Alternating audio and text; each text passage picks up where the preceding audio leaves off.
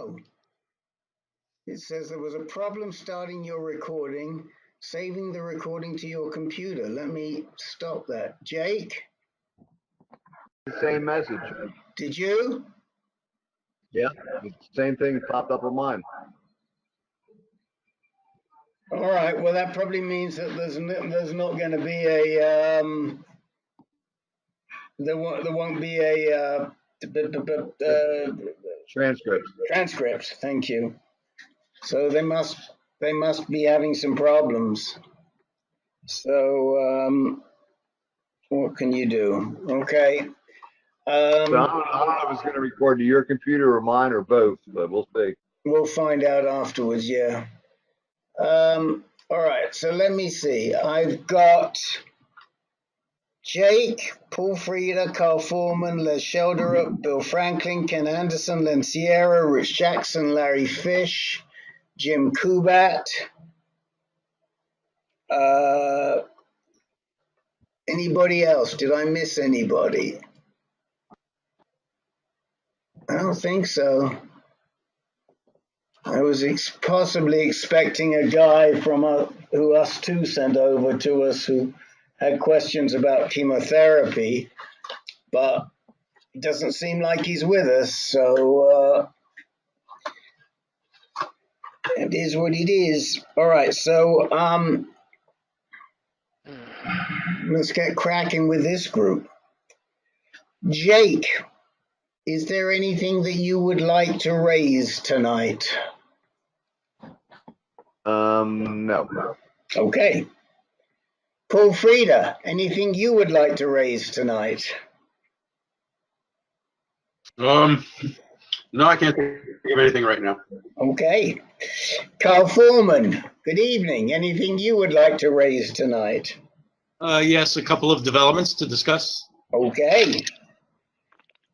Les Shelderup, anything that you would like to raise tonight? Yes, I would like a couple of questions if you have time. Fine. I think we're going to have plenty of time. Bill Franklin, anything you would like to raise tonight?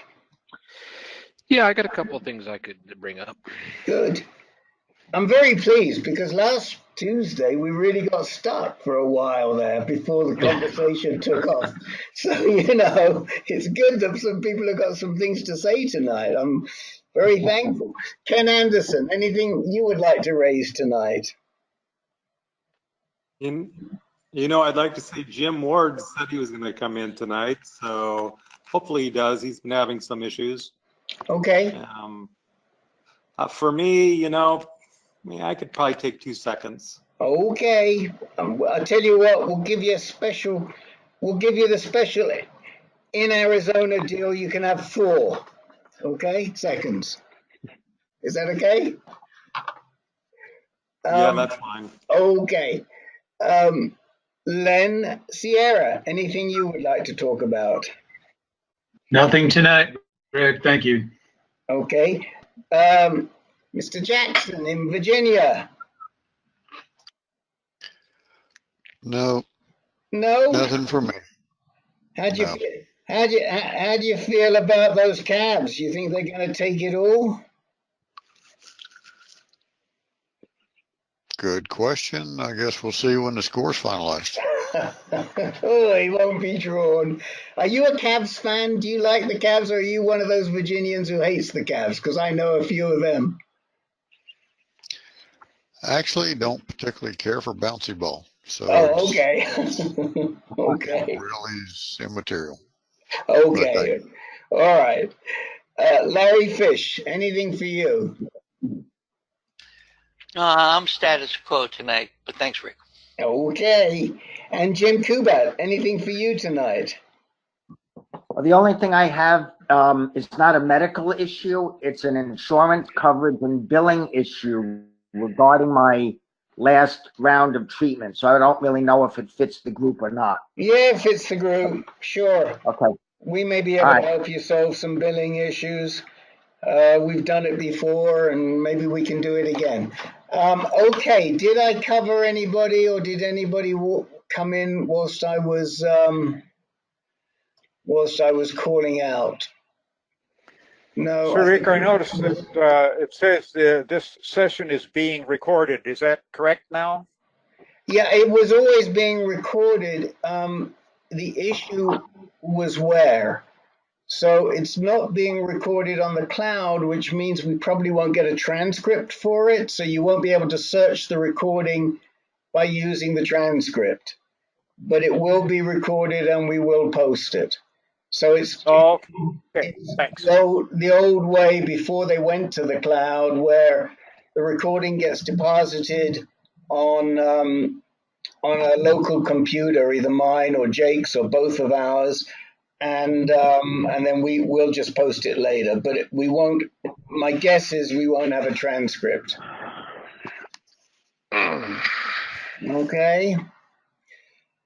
All right. Let's kick off with Carl Foreman. Mr. Foreman. Thank you. Okay. Boy, where do I begin? I guess the first thing is that I received my long time expected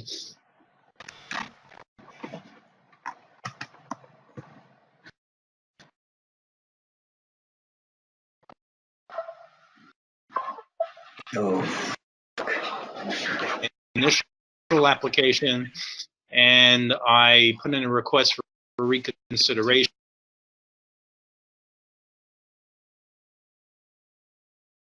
Rejected. My next step is that there is a final appeals process, and that's to request a hearing in front of an administrative law judge. I've also been told that that will take, believe it or not, 18 months for me to have an appointment with an ALJ. On the phone earlier today with two different law firms to see whether I should pursue being represented by an attorney to pursue my request for disability, and I'm not quite sure what direction I'm going to go in at this point. I am leaning towards continuing the fight and to see how things unfold, hopefully to my benefit. Although, one bit of good news that I received on Friday, right before I started my second round of Provenge, the infusion of the Provenge material. And I had blood work right before that started. So I already had one full round of Provenge, and I've also been on changed medication from Zytiga to Olaparib, the PARP inhibitor. I've been on that for about 6 weeks. So the at the time that I was changed over to Olaparib, my PSA was steadily rising after having been on Zytiga for several months, and my robotic prostatectomy back in November. So my lowest PSA right before my surgery in November was 0.12 from 20 several months earlier. So it looked like Zytiga was doing well, but after the surgery, the PSA accelerated to 0.55 a number of weeks ago. The oncologist, foreseeable future, a number of months or whatever, to see how much traction I will get on the Olaparib medication.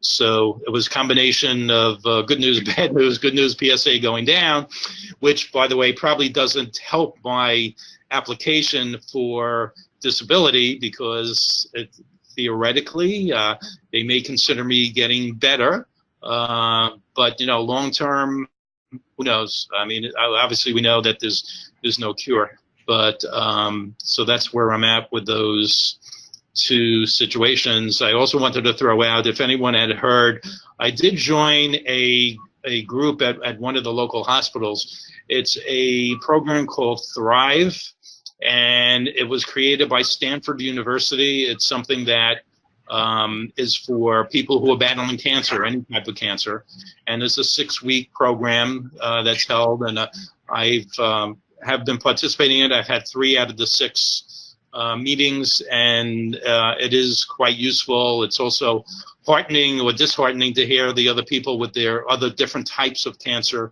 I'm the only person in the group with prostate, but there are other people with both women and men with various types of cancer. So just wanted to see if anybody else had participated in that program. So that's what I've got so far.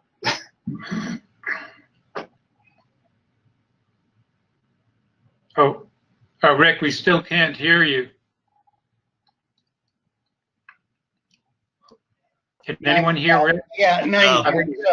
There he is. Yeah, I muted myself. I'm sorry. I disconnected a cord inadvertently, and so I lost you, and it may screw up the recording, Jake. We'll have to sort that one later. And also, one additional piece to discuss, though, is that as I continue on my Provenge treatment, and I did also have an Caregivers shot the same day on Friday, but my reaction to the therapy is become a little more tiring, more nausea. Over I've had the treatment on Friday, so Friday, Saturday, Sunday, I was experiencing some nausea. I do have medication that had been given to me by my oncologist for that, so I've been taking that, and the fatigue seemed to be somewhat worse. So I didn't know anyone else who may have been on Provenge, and that as time goes on, you may or may not know, there's a series of 3 treatments, 1 week on, 1 week off. So I just finished that second set. This week coming up is a week off, and then the following week will be my last week of the Provenge treatment. Okay, so let me just come back to you. We'll go down one by one from what I heard. Let me first start with your PSA. So you said your PSA was down to, did you say 0.13? Yes. Which would indicate that you're responding to this combination of what is it, Casodex and Olaparib? Is that what they have you on right now? Well, interesting enough, the Casodex was done for about 25 days, and the oncologist said that, well, let's get you off that because we really want to know whether it's the Olaparib that's working. So I stopped the Casodex, I don't know, I guess about 2 weeks ago. So I'm on the Olaparib. I've been on the Eligard. I'm in the middle of a 6-month shot. Right. So slow down. We got the rest of it. So right now they've just got you on Olaparib to see if you're responding to Olaparib. Once they know that you're responding to Olaparib, are they planning on putting you back on a second-line anti-androgen? Not unless necessary. See, I don't get this, Carl. I mean, I just don't get it. I mean, we know that this combination of second-line anti-androgens and Olaparib is great, and you're not a... I mean, that would seem to be the treatment of choice at this point, a second-line anti-androgen plus a PARP inhibitor in combination.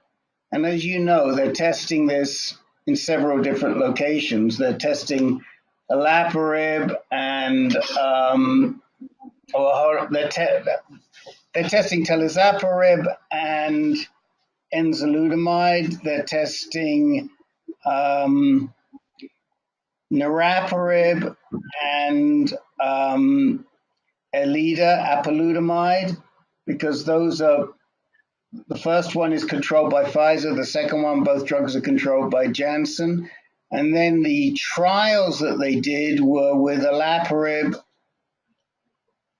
and I want to say abiraterone. Do you remember, Len, what that trial was? No, I don't, Rick, but didn't Carl already fail Xtandi and Zytiga? Failed. No Xtandi. No, no Xtandi, just Zytiga. Yeah. Yes. So, again, if it were me, I'd be talking to them about the combination with a second line anti-androgen with the Olaparib. Because the oncologist did mention that there are numerous trials out there with combinations, but he said there's nothing conclusive at this point. well, there isn't. He's right.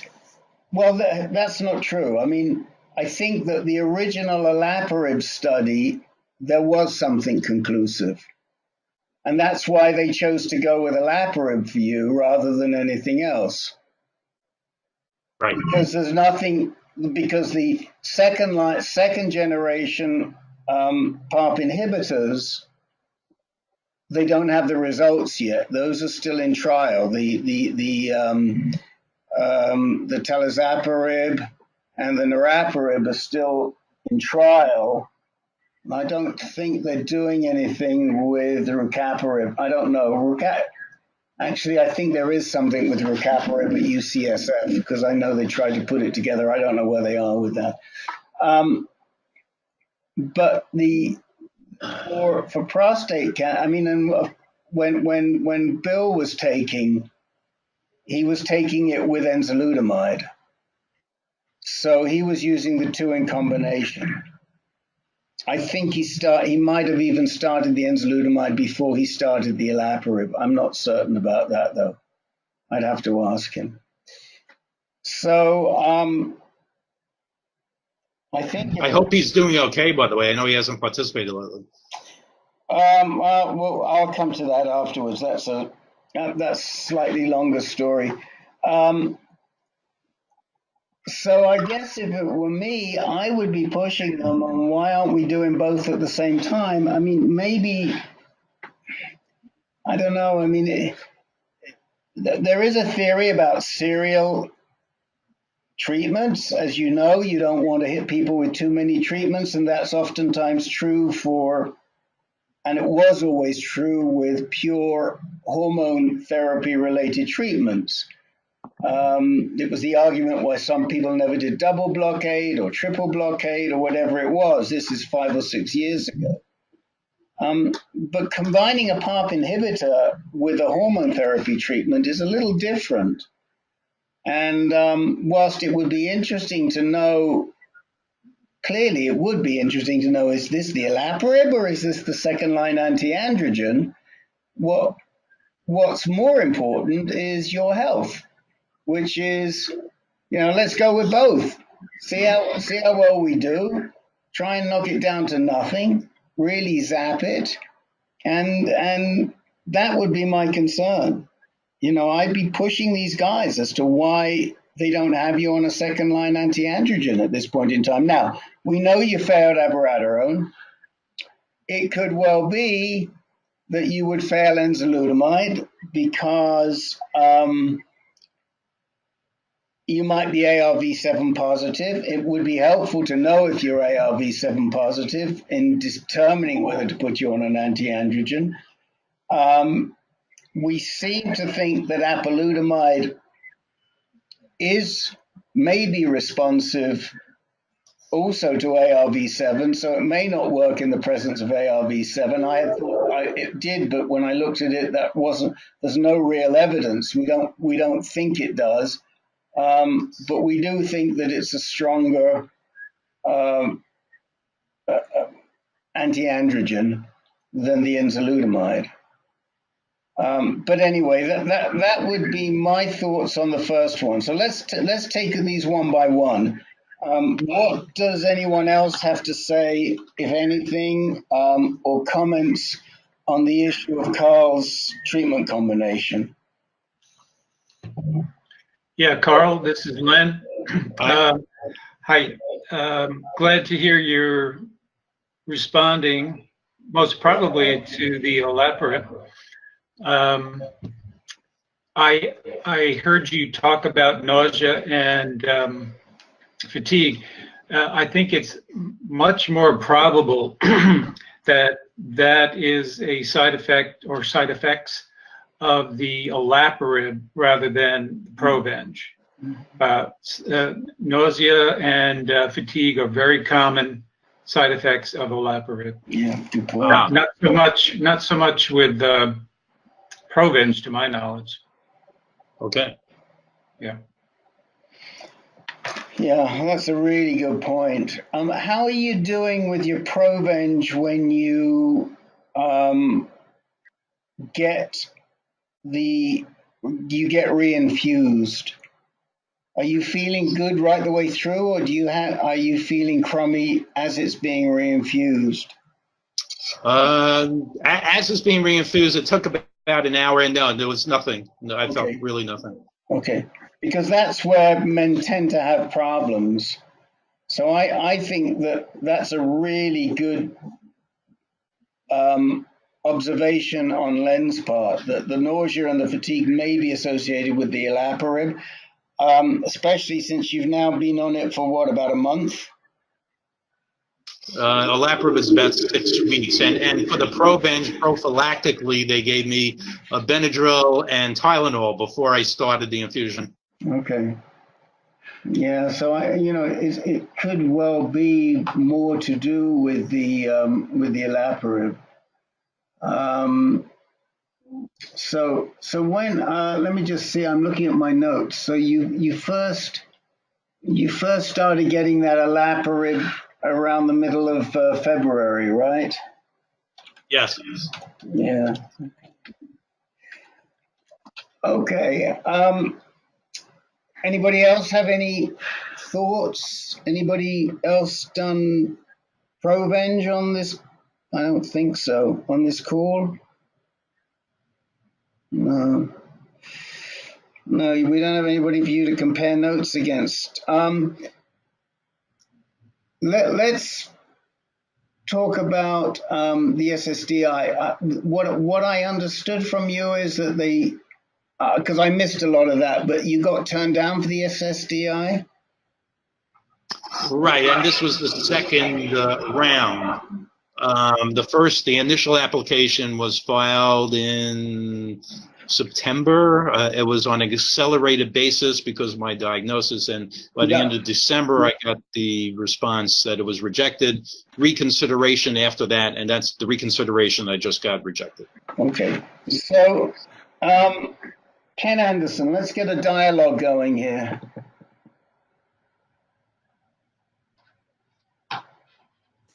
Okay. Well, I do know that, I did meet here in Phoenix with 3 attorneys. I must admit I didn't like any of them. They were all pretty eager for me to sign up. I know I'm going to try to stick on Carl's case.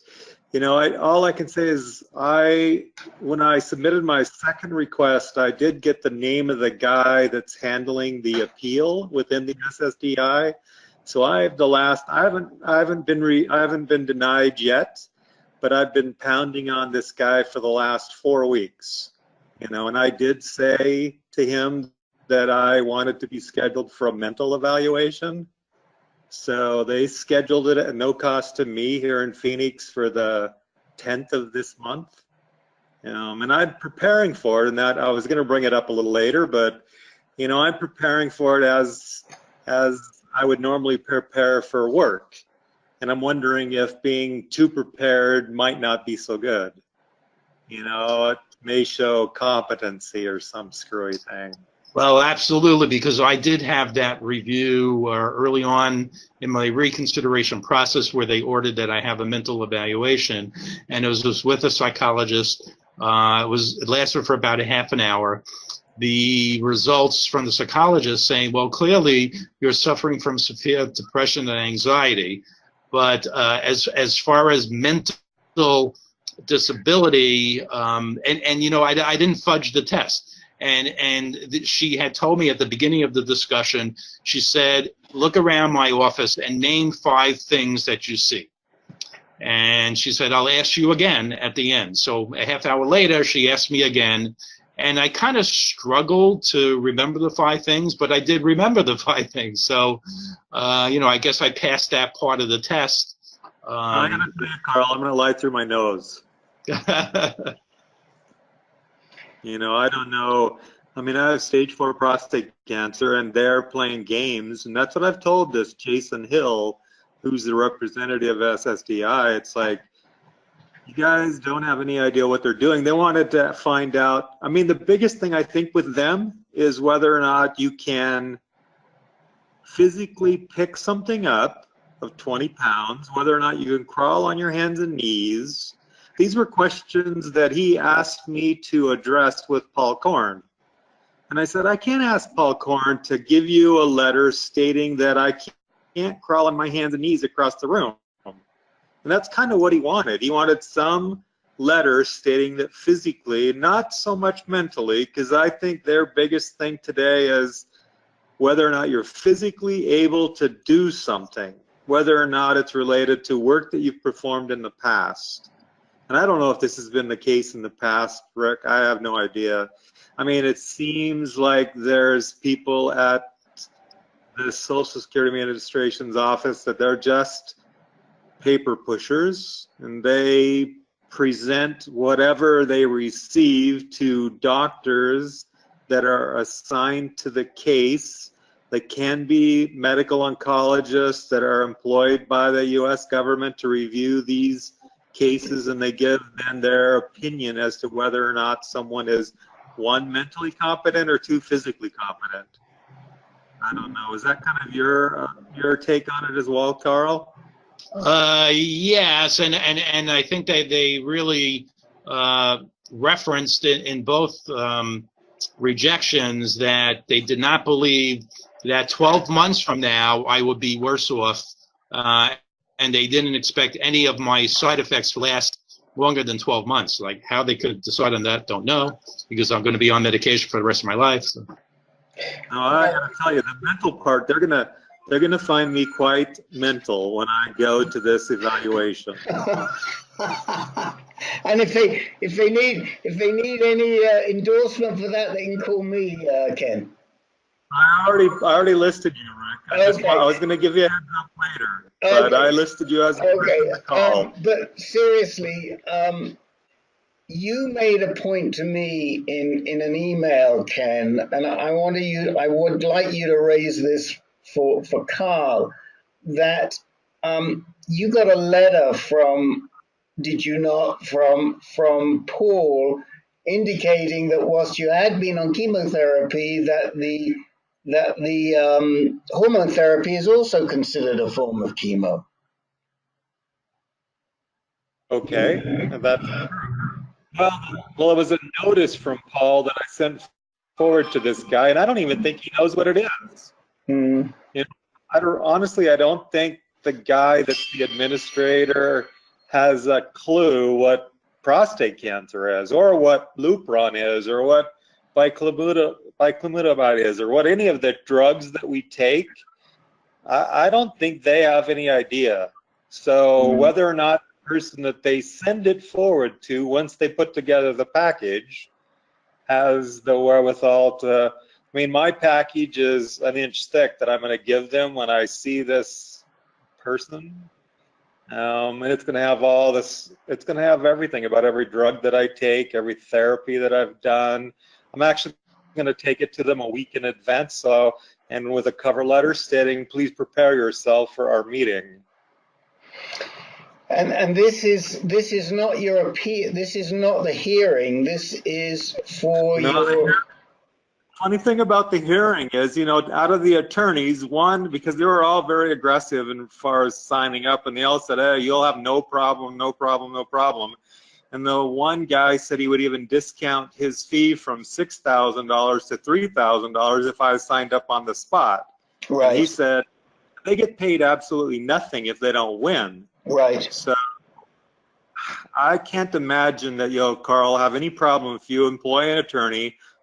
But good luck in finding one that you like, because I got to tell you, they're a bunch of whacks. Well, I found an organization that's online. It's called Atticus, and I assume they got the word Atticus from Atticus Finch, you know, To Kill a Mockingbird, who was the attorney on that. But it's a organization run by attorneys. It's nationwide. One person I spoke to, one of the founders, is a Stanford law graduate, and he explained to me about their organization. They don't charge a fee. They are a referral service for finding an attorney, and they have certain minimum criteria before they even recommend an attorney to a Hold on, Carl. Absolutely charge a fee to someone. Yes. Right, yeah, and they did say they charged a small fee to the attorney, and that $6,000 number, that is the maximum that's set by Social Security that any lawyer can take as a percentage of the recovered disability payments going back to the date of the original application. Okay, that's what they'll get. You know, if the case is approved, which is the bottom line, is what we want is for them to say yes, of course.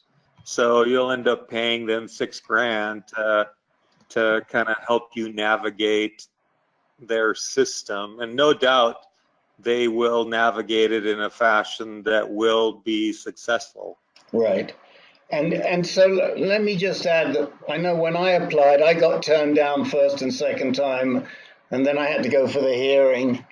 I don't think I employed an attorney until after I got turned down the second time, and the attorney, I liked him. He was very good. He showed up at the hearing, and he seemed to know exactly what to say at the hearing.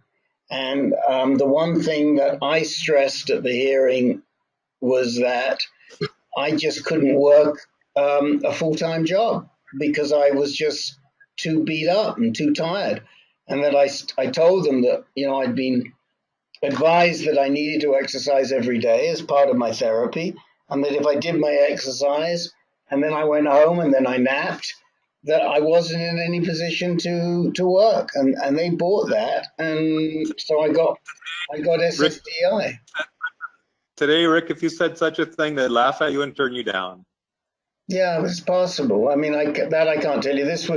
I got my SSDI in 2010, I think.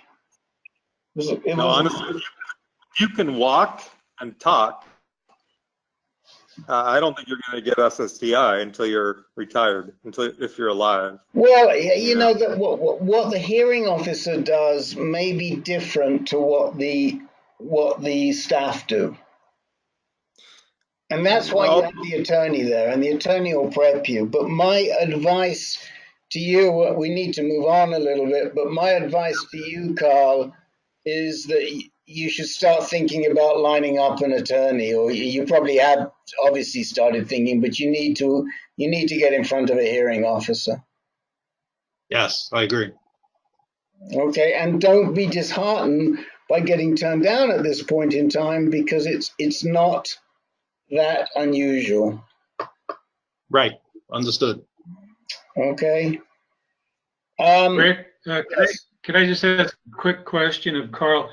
Carl, was there specific language they used in telling you why you were being rejected? Absolutely. Let me see if I have it here with me.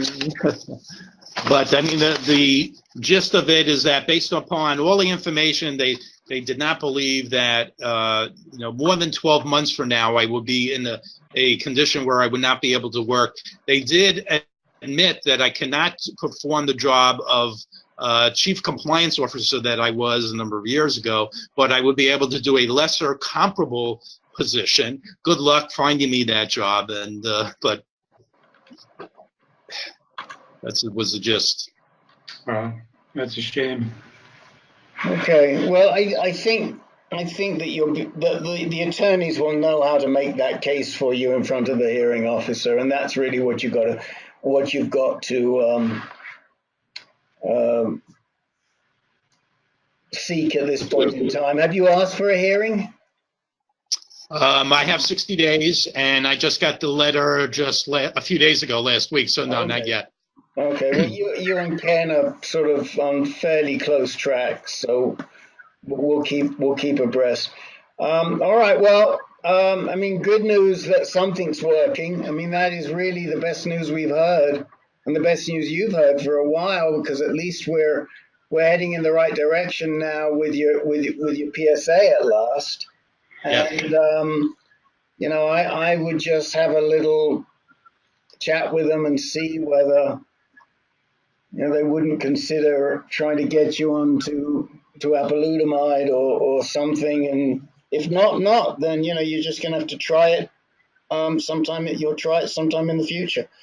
All right, let's keep moving along, and let's talk to Jim Kubat about his insurance issue. Since we're in that in that field, what's the insurance issue, Mr. Kubat?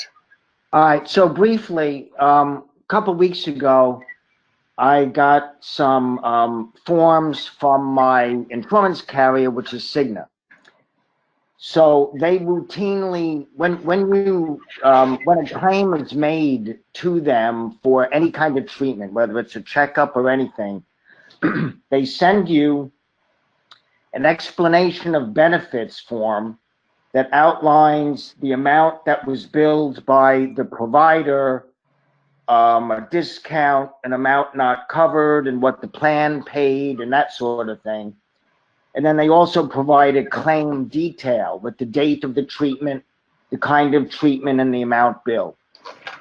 So this is very routine, and usually everything is fully covered and it's all laid out in these forms. When I had my surgery, everything was fully covered and paid for, and there wasn't an issue. With the radiation treatment, I got these forms, and they're saying that nothing was reimbursed. How can I explain this? They're saying that my plan, my insurance plan, isn't paying anything because the provider failed to put in a pre-authorization request to get the coverage okayed prior to giving the treatment. Getting a pre-authorization approval is standard operating procedure. So I was told prior to the radiation treatment, because I tend to ask about these things, is it fully covered? Will Cigna cover it 100%, et cetera, et cetera? I was assured, and I don't remember who it was that told me, but it was one of those people when I was first going through the consultation phase, that yes, we'll get full approval prior to the treatment.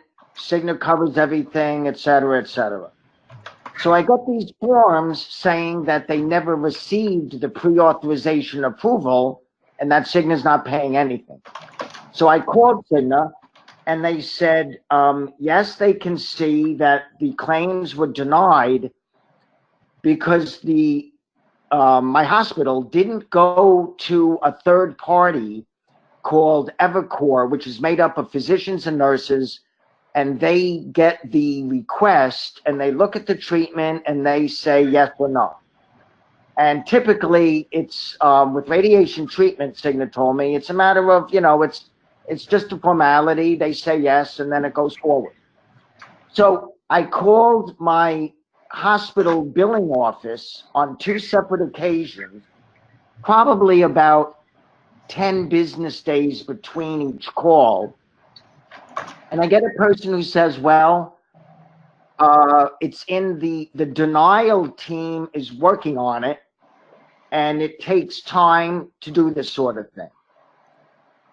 And essentially, that's all the information I get. I don't get any explanation about why this happened, how it could have happened, who's on the denial team, or anything of that nature. My wife doesn't feel that it's anything to be concerned about. It's probably just some sort of technicality, but I'm not so comfortable with that, because one of the claims was for something like $41,000. Right. Then there are remarkably high fees per physician. So 39 days. Let me stop you. So, well, Rick, hold on. So my basic question is, all I really want to know, I'm going to call the hospital again. All I want to know is, have any of you ever experienced anything like this? And do you think it's anything for me to be concerned about? Right. So let me just say, when exactly was your radiation treatment? It was from around December 18th to February 8th. Okay. So my gut response, and we have some, I mean, Carl, I'm sure, has got something to say about this from all his experience, but as Yes. on the insurance side, so he'll give you, but I can tell you what my gut response would be, which is that the bill that you received is from the hospital, correct? Yeah, now it's not, no, actually, no. Okay. It's So just a statement of benefits from their provider. Jim, hold on. The Okay, bill that you didn't receive a bill from the hospital, but you received the insurance, the explanation of benefits. Is that right? that's right. Right. So you probably haven't received a bill from the hospital because the hospital doesn't know what to bill you yet. And and until you receive the bill from the hospital, I wouldn't worry too much because it may turn out that they'll resolve the issue with the insurance company because somebody's screwed up along the way and it isn't you. Yeah, So I would tend to agree with your wife. This is my gut response without being an insurance expert, that until you receive a bill from the hospital, and given the hospital realizes there's a problem and they're on it, not to lose sleep over it. But that would be my response. Let me pass it off to somebody who's got probably more expertise or knowledge. Carl, what would your recommendation be here? Well, quite interesting because this happened to me today. And I received explanation of benefits from my insurance company, Horizon Blue Cross Blue Shield, for a recent PET CT aximum scan that I had. I knew from the radiologist that I would potentially be subject to the 20% of the cost of the aximum itself, because that's quite expensive. It cost them $4,500 just for the aximum. So the insurance company, through the explanation of benefits, had two separate line items, one for the PET CT scan and one for the aximum infusion. And there were two different code numbers for each. Evercore, yes, was also used. There was an initial denial by my insurance company for me to have the PET CT aximum scan. There was a peer-to-peer review with my oncologist and representatives from Evercore. I was subsequently told that we have the green light, that they would cover it. Well, what happened was that there's two components. They covered the PET CT scan. They reimbursed the radiologist a percentage. They charged $6,400. They received a little over $1,500 for that. But as far as the aximum, they charged from the radiologist was $5,000, and the insurance company says, well, that's not covered because there was no approval. So I spoke to my insurance company this morning, and they looked at it in great detail. They understood what the issue was, that Evercore should have also reviewed the other component of the claim, but did not. So there's something called a retro-authorization after the fact, and that the doctor would have to get, or a representative from Rutgers Cancer Institute would have to get on the phone with my insurance company with the retro-authorization department, and they gave me their phone number and the claim number and the code for the aximum. So that I anticipate will be cleared up and will be taken care of within the next few days. So what is your advice to Jim? Well, absolutely, you're correct that you have to wait for the bill first goes to the insurance company. They issue an explanation of benefits that tells you what they've covered and they haven't covered. Then you get a bill from the hospital and saying, okay, this is what you're responsible for. And then that's when things get started. So you haven't reached that point yet, and you may not. Oh, if Jim were to receive a bill, then he would start down this retro authorization path. I'm assuming what you received yesterday or today was a bill from the hospital. Is that right? From the radiologist, that's correct. Okay, from the provider. Yes. Yes. Okay. So, Jim, I think the answer for you is wait until you receive a bill from the provider. And if you want to challenge it based on the fact that they didn't get proper authorizations, then Carl has suggested that you have to engage the retro-authorization group with the insurance company and bind them into the hospital. I see. Yep. Right. Okay. Sounds good. Okay. Yeah. So Because I'd never seen anything like this before, so I was really just wondering where it would lead. But I get it. It makes well, Jim, we know you love to worry. sense. We know that. You picked that up, huh? Yeah. And sooner or later, when I get to it, I had some other things, but I've got this article that I'm going to send around about how the more neurotic you are, the worse are the outcomes. All right? And Yeah, I'll read that. that has your name on it. I may send it to you ahead of time just so you can read it.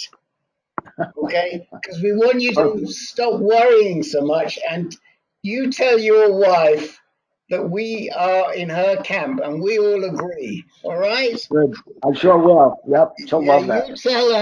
You tell her that she's doing a great job there. Will do. Fair enough. Okay. Thanks, guys. Okay. All right. So this is good actually because we're picking up sort of double issues along the way here, and I'm pleased about this. These issues affect more than one. Some of these issues we're talking about affect more than one of you. And thank you very much, Carl, for talking about that retro authorization. I learned something, and it could very well be helpful to others going forward. Keep us posted on how you do with the retro authorization as well, Carl. Okay. Les, it's your turn to take the floor. Okay, thank you. In September, October timeframe, the Mayo Clinic did 5 weeks of the proton beam radiation to my pelvic lymph nodes. About 3 weeks ago in this forum, I had stated that on February 28th, the Mayo Clinic had done another C11 choline PET scan and found no new cancer spots. I stated that my PSA was less than 0.1. Len questioned the merits of doing the PET scan with such a low PSA, and I had wondered about the same thing. But I have read in a couple of places it is with high risk, high Gleason score prostate cancer. The prostate cancer can be spreading without any increase in PSA. My prostate cancer is a Gleason 10, labeled as very high risk. And when it gets turned loose, my PSA doubling time is 6 weeks. Now, can you give anyone give me a clue as to how prevalent is this prostate cancer spreading while having a low PSA when you have a very high risk advanced prostate cancer? In other words, how prevalent is this situation? And secondly, if in the case my Nobody in this group. And secondly, if in the past my cancer spread has been followed by an increase in PSA, does this give me any assurance that this correlation is likely to continue? Or is it like the impression that I have been given that with high risk Gleason 10, the prostate cancer has no intention of following the prostate cancer rule book? Any comments? Yeah. So I'm certainly gonna give Len a chance to talk to you about this, but the first thing that comes to my mind is whether you are a PSA producer or you're not. And when you were, and I don't think I have this, when you were originally diagnosed with Gleason 10, What year was that you originally diagnosed? Was it 2013? Correct. Right. And what was your PSA? 25. 24.8. Yeah, I just see it. Right. So my gut response to you would be, you're not one of these guys who doesn't produce PSA. You produce enough PSA that it can be noted. Now, I've known guys who just don't produce PSA until they're very, very late in the disease. Eric Bookbinder, God rest his soul, was one of them. I think Rob was too. I'd have to go back. I mean, I can probably, with a little bit of research, I could probably think of 4 or 5 guys. I've got one guy right now. He never comes on the groups, but I talk to him frequently. I've been supporting him since 2009. And he had a Gleason 8 post-surgery, and the highest his PSA ever got was 1.96. And his PSA has been climbing for the last 10 years. And even now, I think it's still less than 0.2. So those are the sorts of guys who, if they've got aggressive disease, have to worry about whether it's going to be seen in a PSA. But your disease does make PSA. And when it's doubled in the past, it's double. I mean, I have a record that it got to 4.8 at one time before you intervened. So it seems to me that if your disease is going to show some aggression again and start improving, it is probably going to get reflected in the PSA. Do anybody else want to comment on that? I don't have anything to add to what you said, Rick. I agree completely with everything you stated. Those are great questions, Les.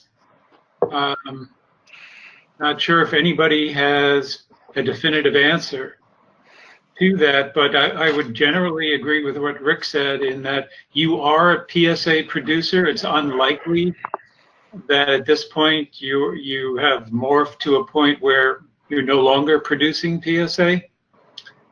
And this is just a guess, I don't know, but the C11 choline is what they call a metabolic scanning agent, so that if there are cancer cells that are growing rapidly, they would be picking up the choline molecule, so that they would, the lesions would show up on the scan even with a low PSA. It's just a guess. I'm not certain that what I just said is correct. But in any case, I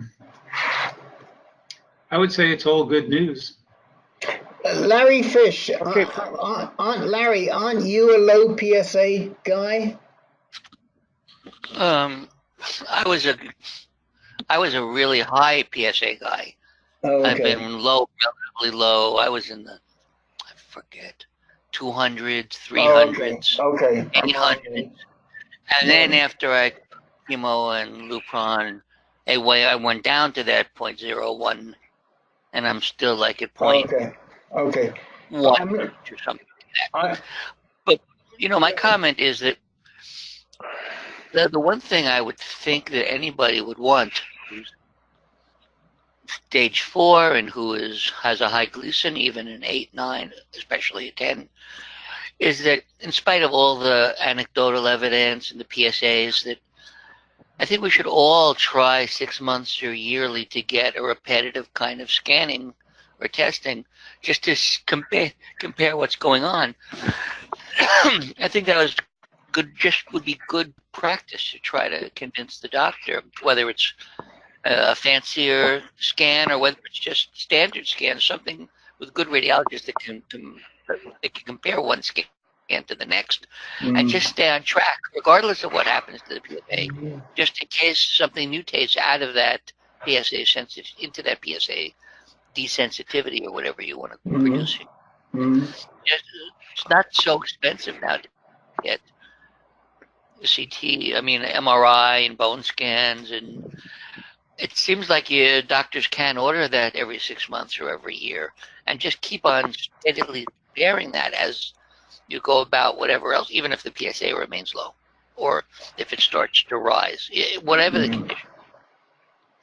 Yeah, certainly to stay on top of you, and we've talked about that here. We're I think all believers on this call that you should monitor your scans 6 to 12 months. But the other thing is to also monitor your PSA, and I think that if you have any concern about that, Les, you might want to consider more regular PSA tests, as long as I normally have it tested either locally or at the Mayo Clinic about every 6 weeks. Okay. So I've been monitoring that quite closely. Okay. The one thing I was wondering about, if this situation with the non-correlation between the two, if that could have been one reason why the Mayo Clinic decided to do this PET scan, even though my PSA was low. But I feel a little more assurance from what was said that, like, one of my main question here was, if my PSA and cancer followed in the past, is it likely to do the same now? And I think the answer was probably yes. Well, the answer is probably yes, but at the same time, we do know that cancer morphs, that it changes, and that over time, certain men can see their cancer take on the characteristics of small cell or neuroendocrine cancer. But in your particular case, there really isn't a lot of other evidence that might suggest that. You've never had, I'm just looking, I don't think you've ever had extensive bone mets, have you? No, the only bone thing was there's 2 spots in my spine that they did a cryoablation on. Right. And pretty much wiped it out. Right, it never came back. And, we can't give you medical advice. We can only tell you what we've seen in the past. And usually when men morph and their disease morphs, it's after they've done all kinds of treatments and they're just not getting anywhere with any type of treatment. They've been through chemo, they've been through second-line anti-androgens, they've been through this, they've been through that, and they're still not producing high levels of PSA. I think of my buddy Trevor Doherty, who went so quickly, and that was his case. He didn't make a lot of PSA, but he went through all the treatments, and his cancer was definitely morphing. And you sort of get a sense of it, where you're in a situation where clearly you need treatment, and you're getting the treatment, and you are responding. It isn't something that looks like it's changing. Have you had? Did they biopsy your lymph nodes recently or not? Not recently, no. When was the last time they did that? Back in 2017? Yes, I believe so. Yeah. If they were to biopsy your lymph nodes and they felt it necessary to do a genomic sequencing, and if your disease comes back again, that might be an appropriate move. Then they would have the opportunity to look and to see, well, does the cancer look different to how it used to look? Because they can see it if they do a biopsy. The pathologists can actually see that the cancer looks different to, say, adenocarcinoma. But my feeling is don't fret too much. You're doing all the right things, and the likelihood, given your history, I mean, if it were me and I have the history that you have, I don't think I would be worried at this stage that there was no correlation between my cancer and my PSA. But everybody's different. Anybody else want to add to that? I just had a question. Are you speculating about why Mayo wanted to do that scan, or did you just ask them, well, why did you want to do this scan? Maybe it's just to be careful to rule out something that might be unusual, that they're not suspecting or looking for something, just trying to rule something out, just so they make sure they were still on track. Well, that was part of the inquiry, if they were doing it because of the concern about the lack of correlation between PSA and the cancer. But one of the things I was also concerned about is how much of this good thing can you stand? Like Rick indicated, scans are good, but how much of this? I think I've done probably 10 of these C11 choline PET scans now. That's quite a bit of radiation. Sure. How much is too much? Well, that's a question for Quan. I mean, Quan loves these C11 PET scans, and as long as you're with him, it's likely it's what you're going to get. And I think it's a very viable question that can be posed to him. Len, what is that drug that people are very concerned about that comes from MRIs? Oh, gadolinium? Yeah, gadolinium. Is that also with PET scans, or is that only with MRIs? I think it's only MRI. Okay. But I remember talking to my oncologist at Mount Sinai, and I asked him about the frequency of scans, and he specifically made reference to Eugene Kwan doing 10 and more choline scans on his patients. And my oncologist said, I don't know what the risks are, but it can't be good. So, yeah, I would question, if you've already had that many, I would question why it's really necessary to do another one. Yeah, in 5 years to have done that many scans, I mean, unless you have really extensive disease, and Len and I have known guys that get scanned they get an MRI or a CT scan every 3 to 6 months. I mean, you remember how frequently Dominic, God rest his soul, used to get scanned. But he had really aggressive disease that was on the move. So there might have been a reason for it. But to have, with your type of situation, to have 10 or 11 scans over 5 years is a lot.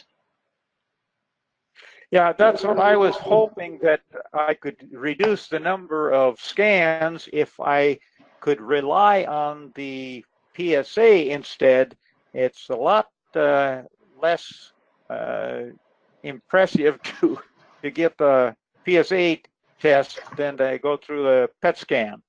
So if I can get more correlation or rely more on the PSA observance and less on the PET scans, I would think that would be better. Yeah, I would think that in the absence of any symptoms, whether it's fatigue or pain, I would not assume that there's a problem. Well, your PSA is low and you're asymptomatic, I wouldn't worry about it. Yeah. Well, when you mention not fatigue, I have very, very low endurance. If I walk up 2 flights of stairs, I'd have to pretty much sit down and rest. Wow. Do you know what your hemoglobin level is? No, I'm going for tests. Well, in less than we're about a week, I guess. Or no, it's sometime this week, Thursday. Because I've been going. I'm a little concerned about that. I've got an appointment with my family doctor to go through some of those things. Peter Kaka, who had the same proton beam therapy you had, also complained recently about unusual fatigue. Maybe it has something to do with the proton beam side effect. Well, I don't know. I had that before I went through the proton. Oh, you did? Yes, I did. Okay. That's funny. All the other people that have on this Lupron, all the problems that they've had with hot flashes and gaining weight and all these sort of things, I haven't heard any of that. But the low endurance is, to me, is out of sight. It's just very extreme. And do you exercise regularly? I try to go to the Y 3 times a week, except if I'm raking leaves or something. But yeah, we go 3 times a week. That's good. But are you still on Zytiga, Les? No, I never was. Oh, you never were? No, they, Dr. Nordquist, Luke Nordquist had recommended it. Right. But I never went to it. Okay. So you've been on, how many years have you been on your, on Lupron? When did you start Lupron? I think it's only been about a year now. I was on other products, which is about the equivalent, for a couple of years, and then off for a couple of years, and then back on Lupron now. Okay, but so when did you first start taking an LHRH drug? Back in 2013? Yes, I started right off the bat. Okay, so you've been on and off for 5 years. These on an LHRH. Yeah, over 6 years. 6 years. So Len's point about checking your blood counts is very pertinent, because we know that long-term usage, even with intermittent usage of LHRH, has a whole bunch of impact on your blood counts, on your sugar levels, on your cholesterol levels, and those should be checked regularly, quarterly. So, those levels, you're either Quan or your local doctor, that you should get those checked on a very regular basis. I know I used to get mine done every quarter. When I was visiting with Dr. Kwan the last time, I inquired about that, and I was rather disappointed that it was almost like, hey, it's not my problem. Talk to your family doctor.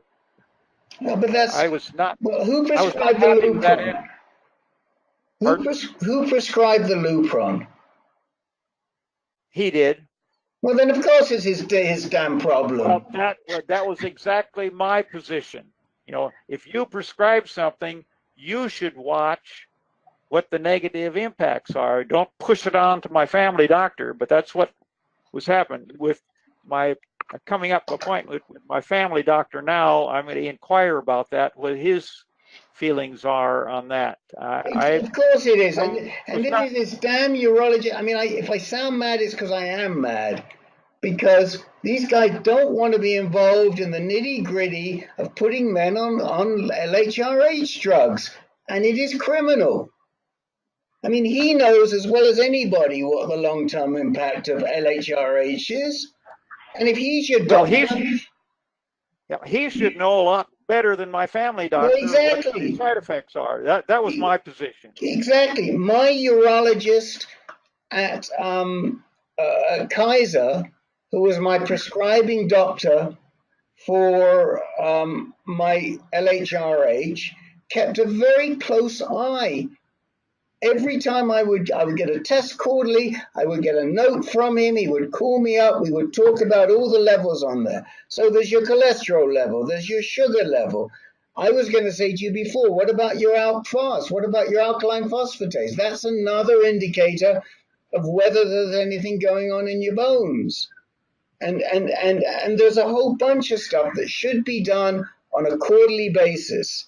And I mean, I don't want to get started on Eugene Kwan because you already know my views. But I am it does upset me that a reputable doctor like that does not take responsibility for the LHRH. If he's not going to take responsibility for prescribing you the LHRH, he needs to refer you to somebody locally and tell you either a local medical oncologist or a local your PCP. Who gives you the LHRH shots? A nurse in Dr. Kwan's office. Okay, so you have to go all the way to Mayo to get your shots each time. I have so far, yes. Well, then damn right he should be doing the tests.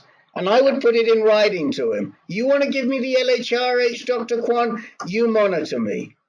Well, one thing, he used to have a physician's assistant that would spend a lot of time with me that went through all of this stuff. That she retired and they do not intend to replace her. That since then is when I've become rather disenchanted that this physician's assistant in the past has been very good covering all these bases. Right. Well, it's not your problem. If they don't, well, it is your problem, but it's what I mean to say is it is your problem, but it's not your issue. They don't want to replace her. Then you have to put it in writing. Dr. Kwan, you want to give me these shots. I need you to monitor me. It's not my PCP's responsibility. And you got to put it in writing and then see what he says and what he does. I guarantee that once you tell him that, he'll be ordering quarterly tests for you somewhere. Because he's there on notice. I want to give a dissenting opinion here. You know, Kwan is a stubborn guy. I wouldn't even bother with him. I would just go to your family doctor, tell him you want a full blood workup, CBC, metabolic panel, lipid profile. Just, you know, don't bother with Kwan. Okay. He's a very stubborn guy. I don't think he's going to. Len, I hear you, but here's the issue, okay? If there are issues that arise out of the LHRH, then it is. I agree. It's not the PCP. I'm not just talking about getting the tests. I agree with you. You don't have to fight with him to get the tests. I mean, that's the tip of the iceberg, the tests. But well, what I did, I got information from you, Rick, on what you recommended tests need to be done, and I got a list from Dr. Kwan, and I put the two together and brought that to my local doctor, and they have ordered the tests according to adding those two lists together. So hopefully by next week, I should know some more. All right. Well, we can cross that bridge when we come to it. But the fact is, it's not just the test; it's who treats you if you've got issues. And it's super disappointing to me that you have a guy who thinks he's a superstar in the prostate cancer world, and he is not monitoring you for your LHR for the LHRH drug that he's prescribing, and he doesn't think it's his responsibility. He thinks it's his responsibility to prescribe it. He thinks it's his responsibility to administer it. He's very happy to get the money that it produces, or Mayo is, but they don't want to assume the responsibility for following up if you've got issues. And my guess is, as Len correctly pointed out right at the beginning, you probably have got some metabolic issues going on. and some blood issues because you've been on there long enough. And if we know that, then there's things we can do to make you feel better. Yes, like I indicated, that I've just recently become a little bit disenchanted with Dr. Kwan's actions. Okay. Thank you. All right. I'll get off my high horse. And Len, of course, I don't take offense. I'm not thinking of it just in terms of the test. I'm thinking a bit more about who's going to treat him, and if you do need treatment, who's going to be responsible for that treatment. And I don't think it should be the PCP that's responsible. It should be a medical oncologist who understands the side effects of hormone therapy. Okay. Anyone else have opinions on that? I shouldn't be the only one.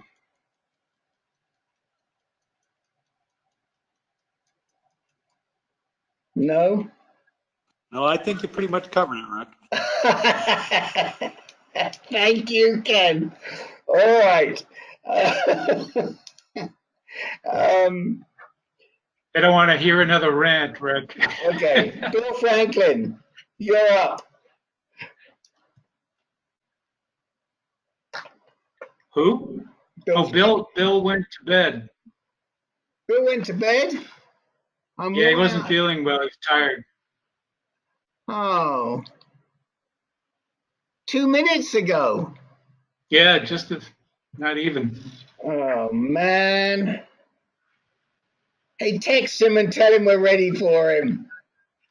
Len, text him and tell him we just asked for him. Okay. All right. And let's see. Ken, did you have anything else? No, not really. I did just want to say that I'd asked Paul about having either the Erlita or enzalutamide, and he was indifferent on them. He said I could choose whichever on it. He said he prescribes both. They both have kind of different side effects. I'd probably see a little more rash with Erlita, a little more neuropathy in my feet with enzalutamide. He said both conditions wouldn't be a huge thing for me. He said he didn't really have a preference on either one. As far as Jake's comment about going off Casedex for 30 days and testing my PSA, he said it's true that there's 25 or 30% of the people that have a little response once they go off Casedex. So he said if I wanted to do that, I could, so I'm going to.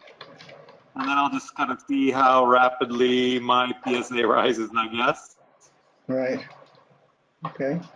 So the game plan, first of all, is to get off the Casedex, see how you do off the Casedex, and then if it rises, then to consider going on to a second-line anti-androgen. Yeah, the next drug is gonna be Erlita. Okay. Well, I mean, I do like what I've seen from Erlita. We had a guy ages and ages ago when Erlita first came out, and I think the guy lived in Memphis. He used to come on the call regularly, but we haven't heard from him for ages. I should probably send him a note. And he went on Erlita like the week or the second week that it was approved by the FDA. I think it was. Do you remember that, Len? No.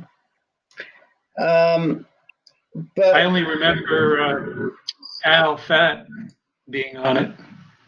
No, this was actually before Alfat. Let me see if I remember this. Let me see if I have this guy's name. Let me put in here apalutamide and see if it comes up.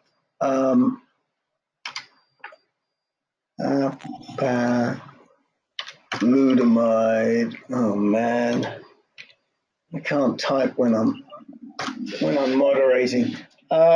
Jay Krupman, that was who it was. Do you remember Jay Krupman? In Memphis. I remember the name, but I don't remember what he was taking.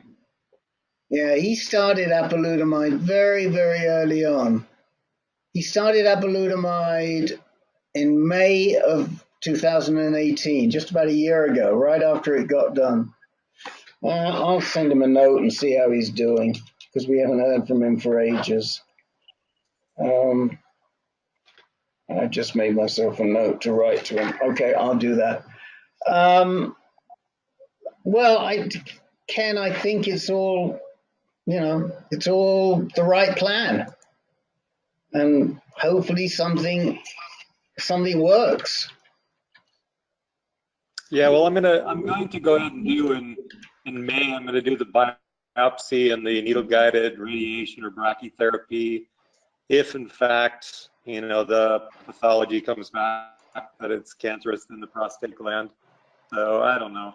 I mean, I did, in fact, for this SSDI case, put together a little outline of therapies, and boy, oh boy, it looks like I've banged through a good chunk of them. But we don't know what's coming up next. I know, I got to tell you, in the last 3 years or 2.5 years, Rick, there hasn't been much. I don't know, just a little down. I can move along to the next guy. I mean, I'm good. I hear you. All right. Rick? Yes. So Bill got back to me. He said it was nothing pressing. He'll talk next week. Okay. Well, we're done with everybody. Now what are we gonna do? Early dismissal. Early dismissal. Everybody likes early dismissal. Yeah. Yeah, I think. Is there anybody that I haven't covered who had anything that they wanted to raise tonight? Oh, yes. I know what we can talk about. Carl, you wanted to know about Professor Bill. Yes.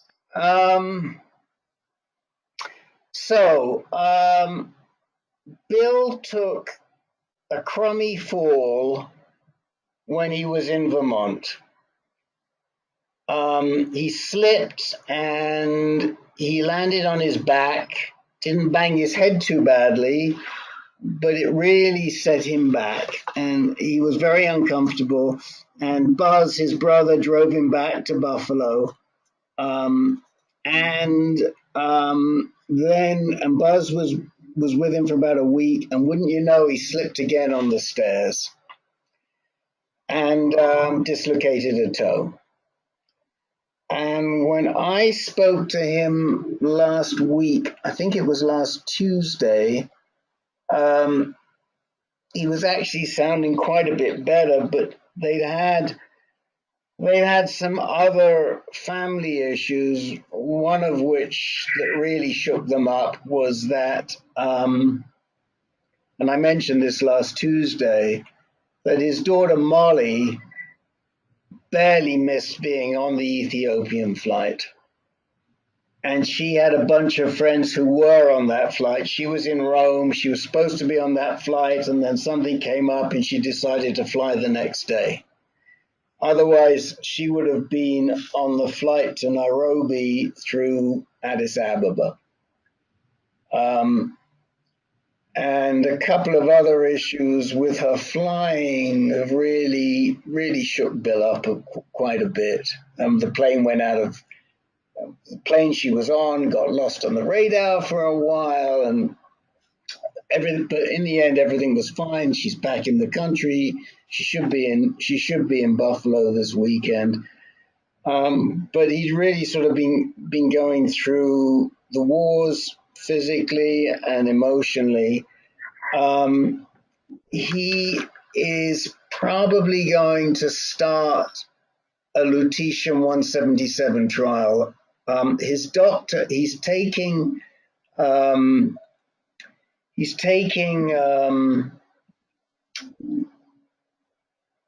carboplatin. No, he's taking cabazitaxel right now, just cabazitaxel, I think. Hold on a minute. Let me just look at my notes. I think he's done 3 sessions of cabazitaxel. Let's see.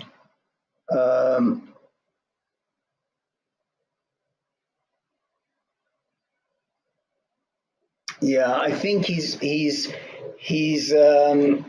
doing some cabazitaxel. Looks like his PSA may be dropping down a little bit, but not a huge amount.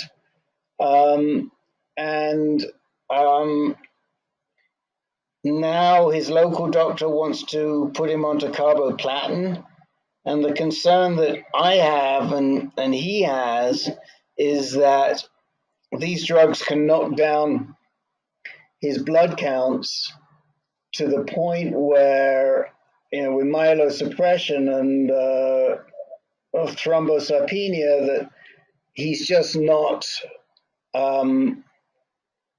he's not well enough to do the lutetium. Now, the other thing that happened is that they just discovered a blood clot in his heart, and so they put him on I forget the Lovenox. They put him on Lovenox, which you give yourself. It's a shot, and you inject it into your belly fat. And so he wants to see how if the Lovenox dissolves the clot in the heart, which they hope it probably will. And he's really pushing to get onto a lutetium trial. So that's much of the update.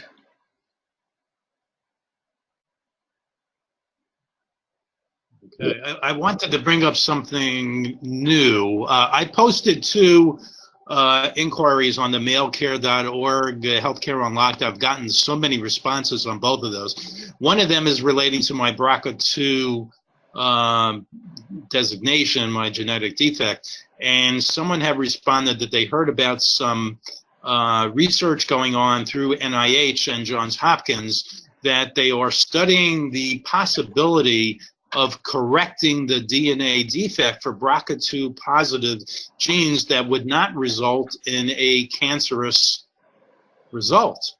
And I did find on the Johns Hopkins website there is what's called the Center for Excellence in Genomic Science. And there's a Dr. Andy Feinberg who heads that. And it sounds really interesting. It's the first I've heard of it. I just wanted to know if anybody else did. I'm not really clear what you just said. They're trying to manipulate the BRCA gene so that it does not cause cancer? Yes. Okay, so if you're BRCA positive, they're going to try and turn that back into a gene that doesn't cause a repair problem? Right, and I guess it's really relating more to my daughter, and I did recently find out both of my daughters are BRCA2 positive. So for them specifically, at some future point, that could be more significant. Well, I would say the person to ask is your doc at Abramson. Oh, Dr. Dumchak. Yeah. If anybody should know about it, she should. Okay. I mean, or the other people that would know about it would be the people in, and Bill may have some knowledge of it, I don't know, but I wouldn't bother him with it right now. But the other people would be Alan Ashworth and I've just lost her name, Pamela Munster at the BRCA Center at UCSF, who we do know.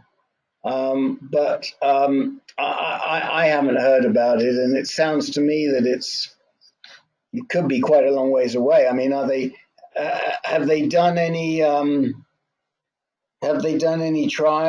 sort of trials? Have they tested it out in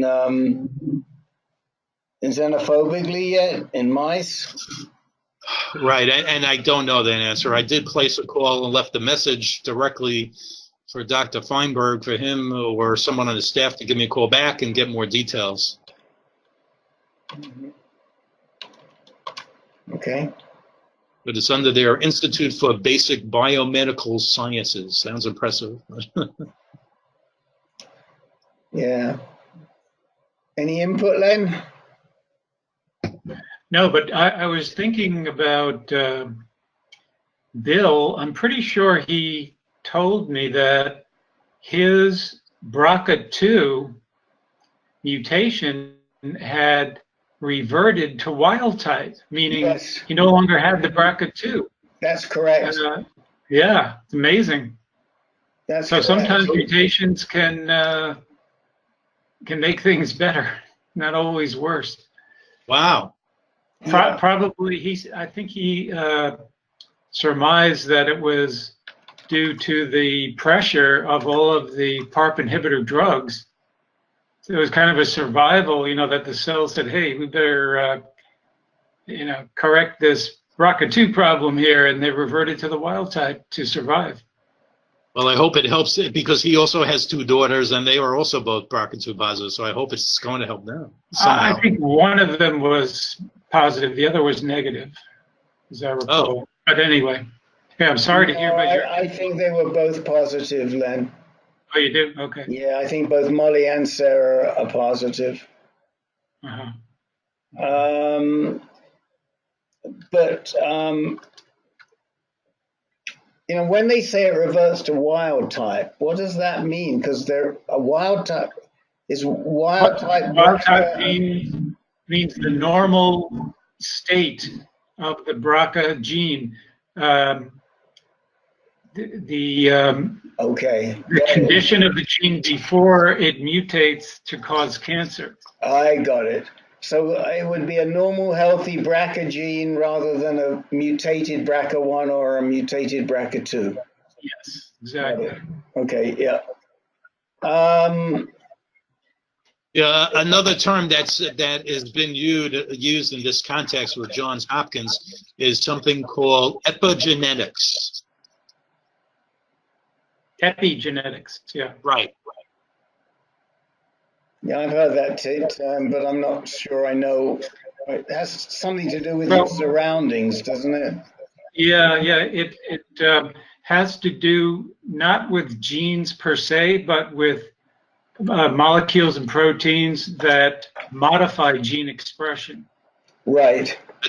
Right. The study of biological mechanisms that will switch genes on and off. Yes. Right. Exactly. Right.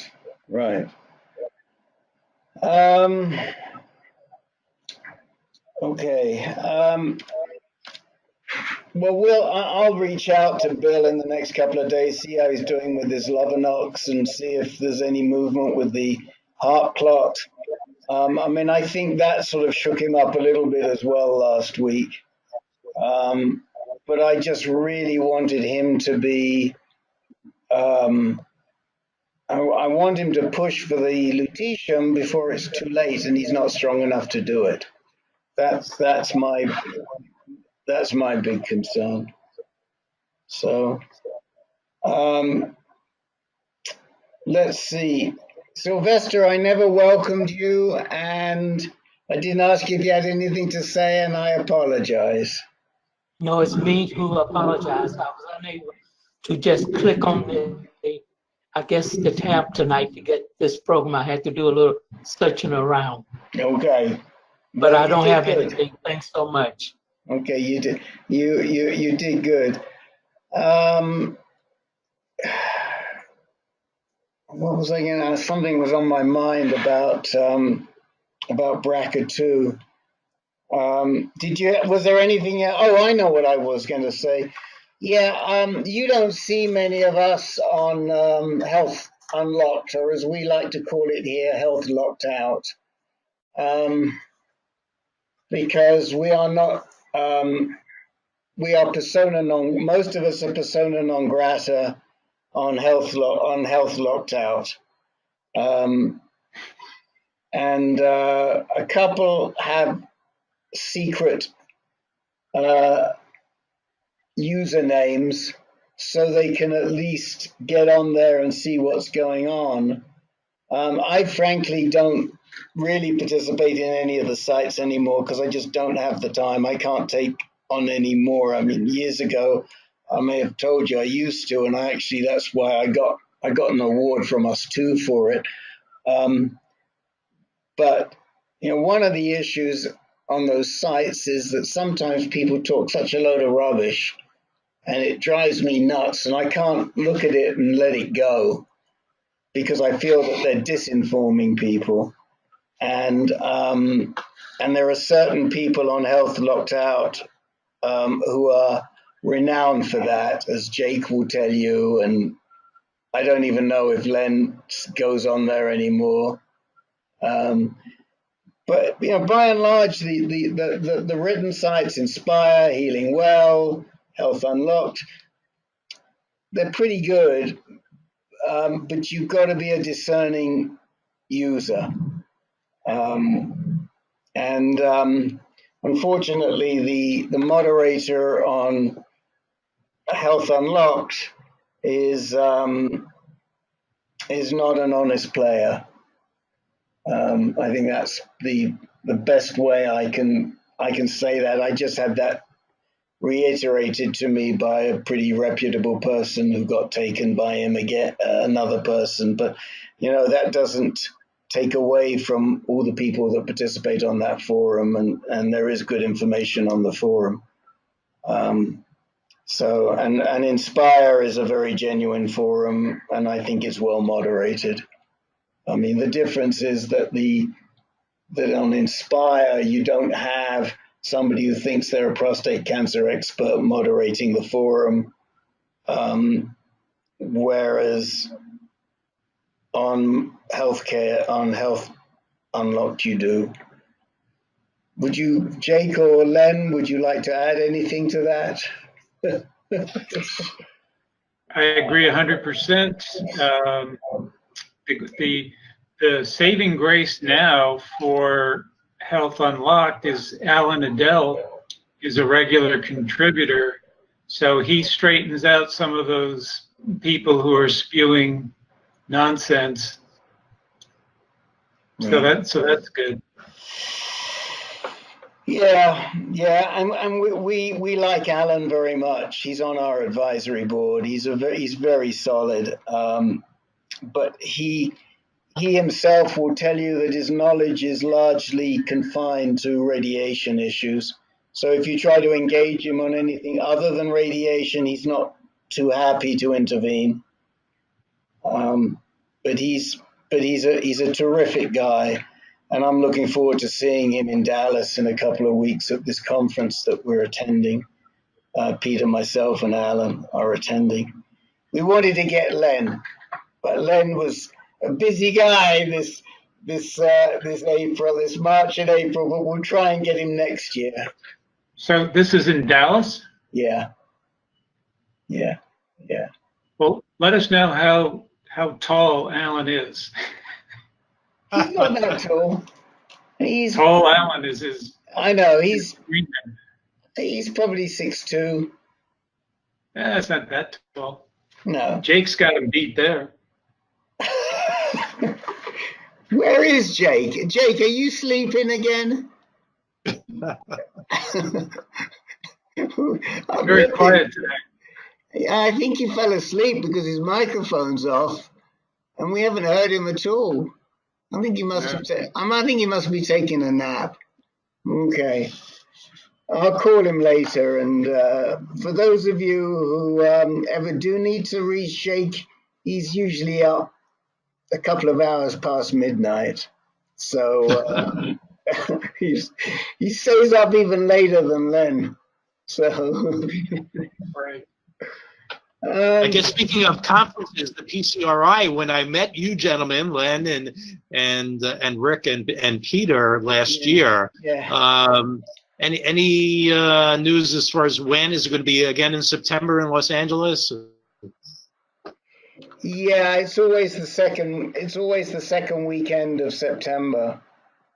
And I think they are having their interim conference it was either last Saturday or this Saturday, which was basically the Mark Moyad show. It's most of it is Moyad on stage with Mark Schultz, which means it's mostly Moyad.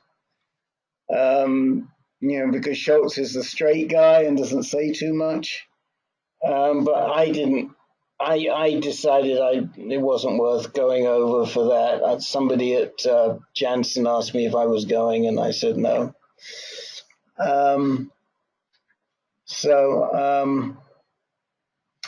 Yeah. So Rick, yes. Talking about Mark Schultz just triggered something. I was reading his latest book, and I came across something he said about treating anemia in guys who've had either hormone therapy or chemotherapy or both. And I recall that he said iron supplements generally do not work with anemia from hormone therapy or chemotherapy. And I think that was, someone was asking about that on a call not too long ago. Yeah, they were. I think it was last week or the week before. Oh, yeah, and I think someone recommended iron supplements, but according to Schultz, it's not helpful. Did he say why? I'm curious. He did not say why. Oh. Did he say what was helpful? Yeah, he said Procrit. It goes by several names, but it's basically a biological product mimicking an actual hormone, natural hormone in the body that stimulates red blood cell production in the bone marrow. Right. Yeah, and they will give that. Sometimes at the time they give you chemo, some people will get Nutrigen and Procrit. Procrit, yeah. Yeah, both. What the Nutrigen for the white blood cells and the Procrit for the red ones. Right. So yeah, that is a good product. What did he do? Did he just tell you to eat more greens? Well, I guess not, because that's got iron in it, and that's not going to make the difference, right? No. Okay. All right, guys. Well, look, I think we've when we lost. See, I was watching my timing here, and when we lost Bill Franklin, he threw all of my timing off. So. So yeah, I was making sure I had enough for everybody, and I left Bill to the till the end. So I'll have to send him a note and apologize, but he'll be back. All right, yeah, everybody's dropping off like flies, which tells me we should cut the meeting. So I'm going to say good night. Next meeting is next Tuesday, the 9th, and Len and I have been doing a little research, but we're not ready to discuss it about cardiovascular disease and LHRH drugs. But there will be a time very soon when we bring that up and talk to you about it. All right. Good night, everybody. Good night. Good night. Good night. Good night.